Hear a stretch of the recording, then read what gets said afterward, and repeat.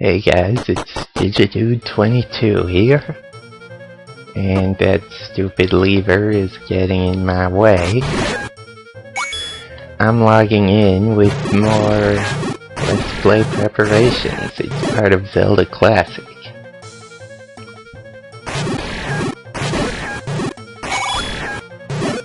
Yeah. Well, from last episode, we just beat the Red Ring dungeon, and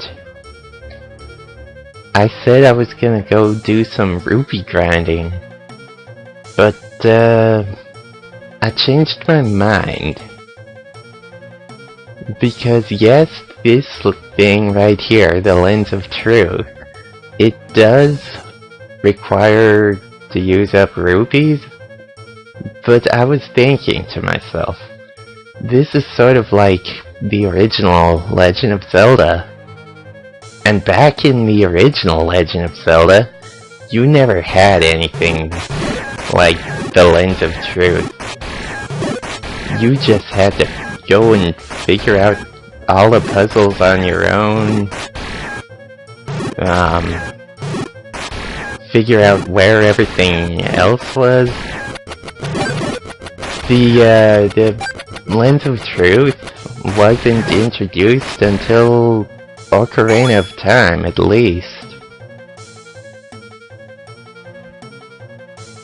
Yeah, Ocarina of Time was the first time that thing was even there. So, why bother with it? I mean, yes, some quests require you to use the Lens of Truth, and I'm not saying that I won't be using it in this Let's Play.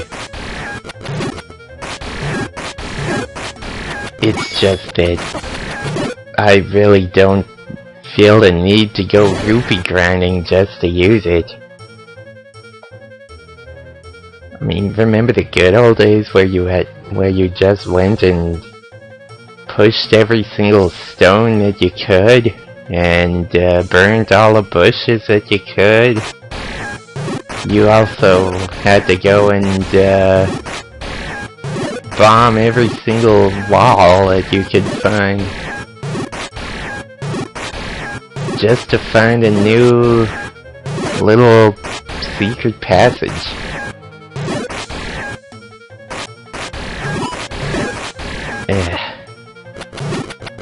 There's nothing called the Lens of Truth.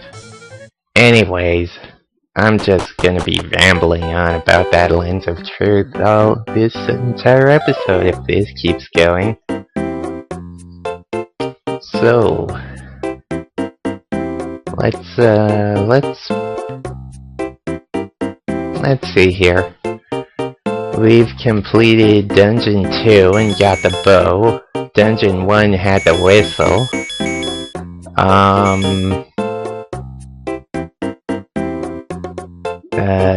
What was 3? 3 was a blue ring. I skipped that one and went straight to 7 for the red ring and the lens. Oh yeah, we just finished Dungeon 4. Okay, yeah. Which means that we're up to a certain point in the game where, well, hey, when I first played this quest, this actually was a bit tricky for me.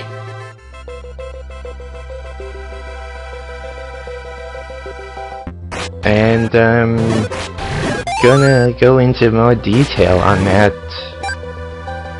in a bit, like when we get to the next place that we've gotta go to. No glitched out bee hats today. Okay, so why is this lagging up all of a sudden? Here's an example for the Lens of Truth. There's nothing down there. if there was a secret passage underneath one of those bushes, then it would have shown either just what it is or how you need to enter it. Maybe even both. But yeah. We're going back to the little podunk town. Well, not quite the podunk town itself. I'm gonna be going out on into the overworld. Well, technically they are called the fields, that's right. And they are actually the biggest segment of the overworld that can be found in here. Why aren't there any ghosts coming out of this graveyard? Is there anything down here? No. Really now? Weird. Okay. Out to the fields. And we're gonna be spending quite a bit of time in this section of the area until, well, pretty much the end of the game, I guess. Now, remember what Zelda was saying. Something about a compass to the east of Podunk Town. Now, the only real compass that I can remember is, well, a place like this.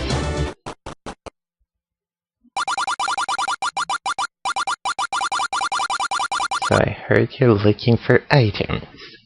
Well, yes, if we come here, we can pay her, this old woman, a fee, and she will actually tell us some information about the dungeons. So we can't really afford these two, and I'm not gonna be going rupee grinding just for 250 rupees. But let's see just what they say. To get the whistle, find a green armlet near the hero's statue. Yeah, I've got the whistle already. That was a bit useless. That's fine. It's not like I needed... Whoa boy. It's not like I needed her help anyways. I mean, she's so minor that I really didn't even have a voice actor for her. Dang. Okay. I'll let them live. They're just gonna respawn anyways.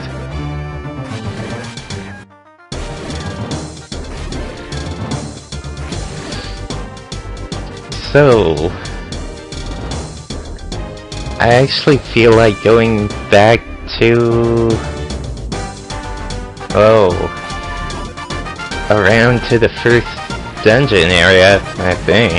Yeah, that... just backtrack.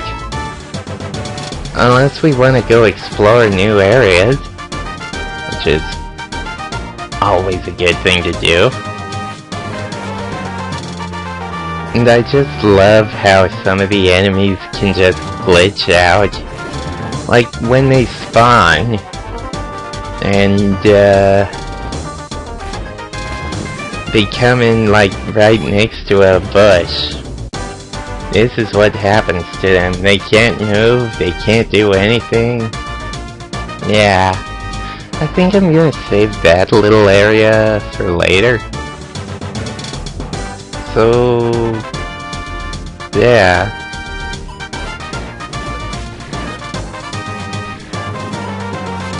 Huh. What could be there? Yeah, fine. Huh.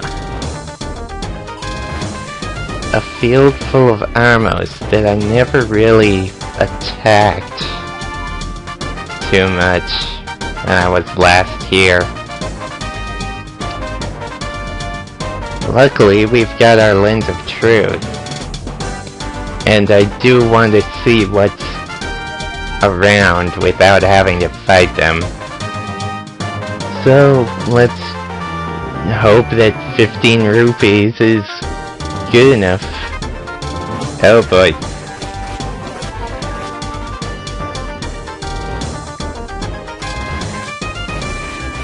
Okay. Yeah. 15 rupees. It's better... Wait, what?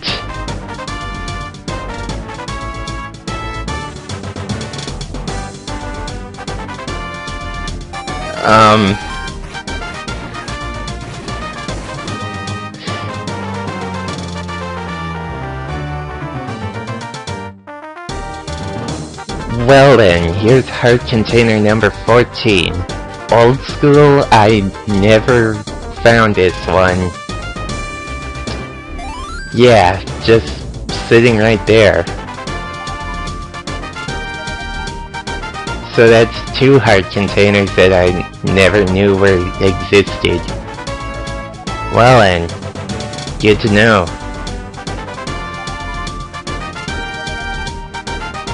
Why aren't the moblins showing up? Usually there's a bunch of moblins in here. 4 rupees left. It can't be anything around here. I mean, this is where Dungeon 1 was.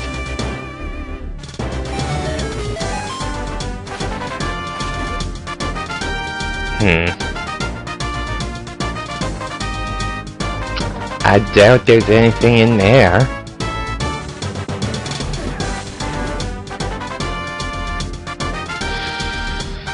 $3 rupees. This doesn't look good.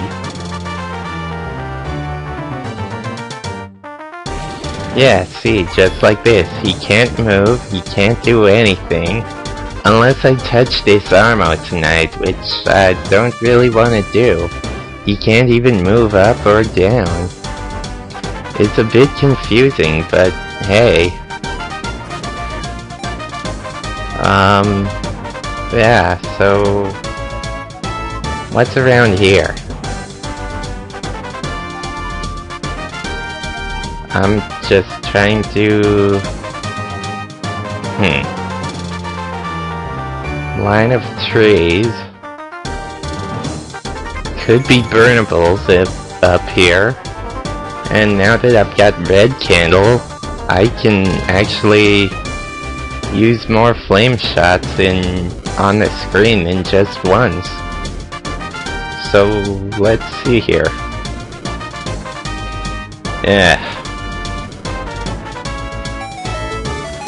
Well,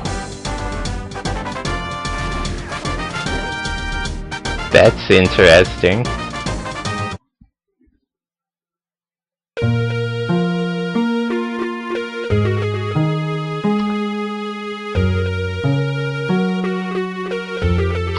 Welcome to Dungeon 5. This is the Dungeon of the Magical Sword. But I think I've been going on for enough right now. Just wanted to get this one out of the way. Because when I first played this, I did not know anything about it.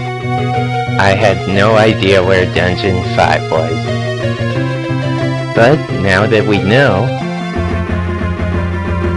what treasures await us in here?